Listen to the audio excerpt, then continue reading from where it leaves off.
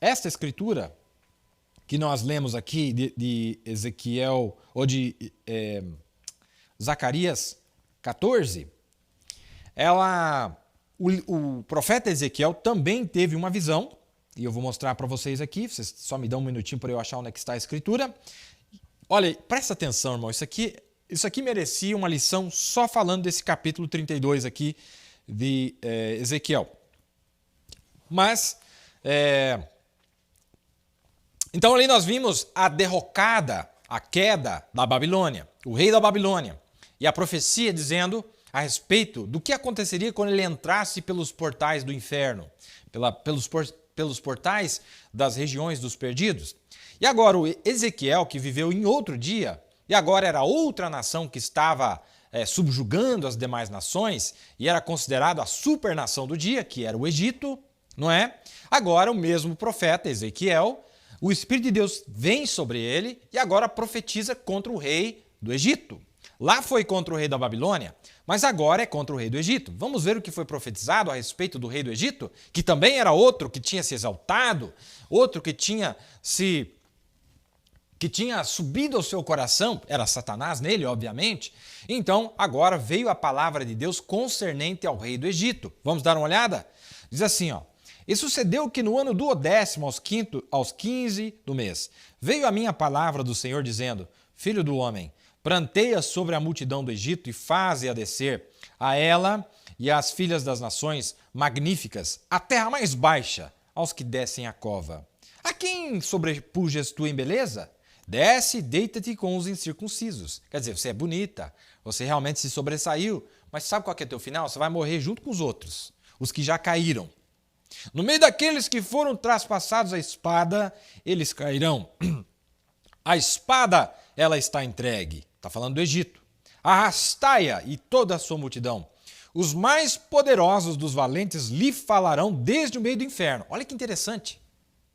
Os mais poderosos dos valentes lhe falarão desde o meio do inferno, juntamente com os que a socorrem. Quer dizer, porque o Egito tinha aliados. Você, Egito, e as filhas e as suas co-irmãs que lutam contigo, quando vocês chegarem no inferno, os mais poderosos dos valentes, olha, a Bíblia diz que é o valente mesmo, é uns caras ruins mesmo. Os valentes das antiguidades, dos tempos passados, dos primórdios, eles estão lá ainda. E diz, os mais poderosos dos valentes lhe falarão desde o meio do inferno, juntamente com os que a socorrem, aquelas que ajudam o Egito, né? Desceram e estão lá os incircuncisos traspassados à espada. Quem que está nesse abismo, irmão? Quem que está dentro desse abismo? Quem que está dentro dessas regiões dos perdidos? E eles vão falar um com o outro, gerações com geração. Olha que interessante. Ali está a Assíria com todo o seu ajuntamento, em redor dele estão os seus sepulcros. Está vendo? Ele é o principal e todos os seus valentes que lutavam com ele estão ao seu redor. Todos eles foram transpassados e caíram à espada. Deus falando assim, você não viu que a Síria já está lá, a Babilônia já está lá, e você vai para lá também. Quando você chegar lá, eles vão dar boas-vindas para vocês. Vamos ver o que eles vão falar? Vamos dar uma olhada. Os seus sepulcros, falando aqui, ó, ali está a Assíria, com todo o seu ajuntamento, em redor deles estão os seus sepulcros, todos eles foram traspassados e caíram à espada. Os seus sepulcros foram postos no mais interior da cova. Olha como tem lugar mais fundo. Os seus sepulcros foram postos no mais interior da cova. E o seu ajuntamento são os seus subordinados. Está em redor do seu sepulcro. Todos foram traspassados e caíram à espada os que tinham causado espanto na terra dos viventes. Está vendo? Está tudo lá. É aqueles fortões, valentões, briguentos, que ninguém podia com eles, estão tudo lá no inferno. Ali está Elão, outro país, outra nação, outro poder. Ali está Elão, falamos da Síria, agora ali está Elão com toda a sua multidão. Em redor do seu sepulcro, todos eles foram traspassados e caíram à espada. Eles desceram incircuncisos as mais baixas partes da terra. Causaram terror na terra dos viventes, levaram a sua vergonha com os que desceram a cova. Olha aí, ó, o final deles é todo o mesmo. Todo mundo vai para o inferno. No meio dos transpassados, lhe puseram uma cama entre toda a sua multidão. Olha que interessante, irmão. Lá no meio desse lugar, os seus homens fizeram uma cama para o líder. Puseram uma cama entre toda a sua multidão. Ao redor deles estão os seus sepulcros. Todos eles são incircuncisos, transpassados à espada, porque causaram terror na terra dos viventes e levaram a sua vergonha com os que desceram a cova. No meio dos transpassados foi posto, tá vendo? Colocaram ele no meio, como líder ali. Ali estão Meseque e Tubal, com toda a sua multidão. Ao redor deles estão todos os seus sepulcros. Todos eles são incircuncisos e traspassados à espada, porquanto causaram terror na terra dos viventes. E não se acharão com os valentes que caíram dos incircuncisos, os quais desceram ao sepulcro com as suas armas de guerra e puseram as suas espadas debaixo da sua cabeça, e a sua iniquidade está sobre seus ossos, porque eram o terror dos heróis na terra dos viventes. Quer dizer, os caras mesmo, os caras mais do mal que tinha. Os mais valentes, os mais briguentos. E a Bíblia ainda, né, realmente, eram os mais valentões mesmo. Mas onde é que eles estão? Onde é que eles estão? Qual que é o fim deles? Com toda a valentia deles. Com todo o destemor deles, não é?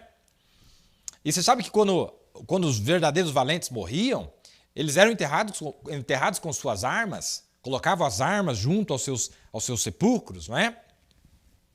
Então diz, e a sua iniquidade está sobre seus ossos, porque era o terror dos heróis na terra dos viventes. Também tu, Egito, serás quebrado no meio dos incircuncisos, e jazerás com os que foram traspassados à espada. Olha quem mais está lá. Ali está Edom, e os seus reis, e todos os seus príncipes. Olha lá, os reis de Edom, todos eles, todas as gerações. Lá está o Brasil, irmão. O Brasil está lá. Aqui são nações da antiguidade. O Brasil está lá. No dia de... como que era o nome do primeiro presidente lá? O da Fonseca, né? Que, olha, nem lembro mais o nome do primeiro presidente. Está lá ele com o povo do dia dele. Ele é o líder deles. Com os governadores. Porque os reis são os governadores que governavam com ele. Lá nesses buracos estão todas essas almas penadas lá. E eles conseguem enxergar à distância as diferentes gerações, os diferentes governos, lá nesse lugar de escuridão, nesse lugar escuro, nesse lugar horroroso, medonho, horripilante. Ali está Edom e os seus reis e todos os seus príncipes, não é? Que no seu, não sei se o da Fonseca nem deveria falar isso, talvez ele foi salvo, né? Não sei, talvez tenha sido salvo. Tomara que sim. Tomara que sim, não sei. Ali está Edom, seus reis e todos os seus príncipes que no seu poder foram postos com os que foram traspassados à espada. Estes jazem com os incircuncisos e com os que desceram a cova. Ali estão os príncipes do norte. Todos eles, olha irmão, todos eles. E todos os sidônios que desceram com os transpassados, envergonhados com o terror causado pelo seu poder. Quer dizer, meu Deus, o que nós fomos fazer? Que loucura que nós fomos fazer? Muito tarde, não adianta mais. E jazem incircuncisos com os que foram transpassados à espada e levam a sua vergonha com os que desceram a cova. Faraó os verá e se consolará com toda a sua multidão. Olha que interessante, irmão. Faraó, aquele faraó que foi afogado lá nos dias de Moisés, quando ele vê Egito lá, o rei do Egito chegando lá, toda aquela... com a desgraça que ele está passando, com a vergonha que ele está passando, vai fazer Faraó, que também está lá, se sentir melhor. Mas está escrito isso, Moneville, na Bíblia? Mas leia por si mesmo, dá uma olhada aqui. Faraó os verá, onde? No inferno. Faraó os verá e se consolará com toda a sua multidão. Sim, o próprio Faraó e todo o seu exército traspassados à espada, diz o Senhor Jeová. Ele vai se sentir melhor. Falou, mas se eu estou aqui, que era muito mais fraco do que esse, e esse também chegou, então eu estou bem. Porque também eu pus o meu espanto na terra dos viventes, pelo que jazerá no meio dos incircuncisos com os traspassados à espada, Faraó e toda a sua multidão, diz o Senhor Jeová. O fim deles é todos o mesmo, o abismo. O abismo, irmão. Vão todos para o poço, vão todos para a região dos perdidos. Que interessante essa Bíblia nossa, né, irmão? Meu Deus do céu! Aqui é como se fosse um capítulo do livro dos mortos. O livro dos mortos, a descrição, o que tem lá nesse lugar. Agora, vamos ver se a visão do profeta bate com essa visão de Isaías, com essas pessoas chegando na região dos perdidos, com esses reis, esses líderes, se bate com a experiência que o profeta teve quando ele tinha 14 anos de idade. Vamos ler? Depois que a visão me sobreveio, eu estava tão fraco e eu tinha perdido todo aquele sangue. E eu pensava que estava afundando numa eternidade sem fim. Muitos de vocês já me ouviram contar isso antes. E afundando numa eternidade sem fim, primeiro eu passava pelas nuvens, e então pela escuridão. E afundando mais e mais e mais. E de repente eu cheguei na região dos perdidos. Olha, uma viagem. E lá eu gritei e olhava, e lá simplesmente tudo, não havia fundação naquilo. Não parava de cair. Parecia que iria cair pela eternidade, não havia parada em lugar algum. E então, que diferença que foi da visão que eu tive aqui não faz muito tempo, de estar na glória com as pessoas, um contraste. Mas nisso, enquanto eu caía, eu gritava pelo meu pai, claro, apenas sendo um garoto, é isso que eu faria. Eu gritava pelo meu papai, e meu papai não estava lá. Eu gritava pela minha mamãe, alguém me segura! Não havia mãe lá, eu simplesmente ia, eu gritei a Deus então, não havia Deus lá, não havia nada lá. E depois de um tempo, eu ouvi os barulhos mais pesarosos que eu já ouvi. E era o sentimento mais medonho que já tive. Não tem como descrever. Até um fogo literal queimando seria um prazer ao lado do que isto era. Agora, estas visões nunca estiveram erradas. E foi apenas um dos sentimentos mais horrorosos que já tive. Eu ouvi um barulho, soava como uma coisa mal assombrada. E o que era? É que eu olhei e vindo eram as mulheres. Olha aí, tá vendo como ele viu? Quando ele chegou lá, as pessoas viram ele chegando? Tá vendo aí? E elas tinham coisa verde, dava para ver só o rosto delas. É tudo escuro, irmão, só via o rosto assim, aquele vulto no escuro. E os olhos dela pareciam que eram puxados para trás, como as mulheres hoje pintam seus olhos, puxados para trás assim, e só o olho delas e o rosto. E elas faziam assim,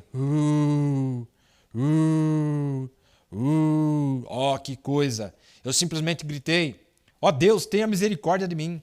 Tenha misericórdia de mim, ó Deus, onde tu estás? Se apenas me permitir voltar e viver, eu te prometo de ser um bom menino. Agora, é só isso que eu poderia dizer. Agora, Deus sabe que no dia do juízo Ele me julgará por esta afirmação. Foi isso que eu disse. Eu disse, Senhor Deus, permita-me voltar. Eu te prometo que vou ser um bom menino. E quando me deram o tiro, porque ele estava morrendo porque tinha recebido um tiro na perna e perdeu o sangue. Eu tinha contado mentiras, eu tinha feito praticamente tudo o que se dava para fazer. A única coisa que eu digo, e é melhor deixar isso claro, enquanto estou aqui agora, e quando eu olhei para baixo e vi que estava estourado no meio quase que em dois, eu disse, ele olhou para ele viu que ele estava naquela... Você viu que interessante? Ele olhou para ele viu que ele estava ainda na situação que ele estava aqui na terra. Estava todo desfigurado. Deus, tenha misericórdia de mim. Tu sabes que eu nunca cometi adultério.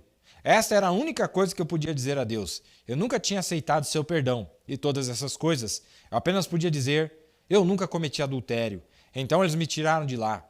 Então naquilo eu clamei, Deus, tenha misericórdia de mim. Eu serei um bom menino se apenas me permitir voltar. Pois eu sabia que havia um Deus em algum lugar. Então me ajude. Aquelas criaturas com aparência de fatigadas, exaustas. Tudo ao redor.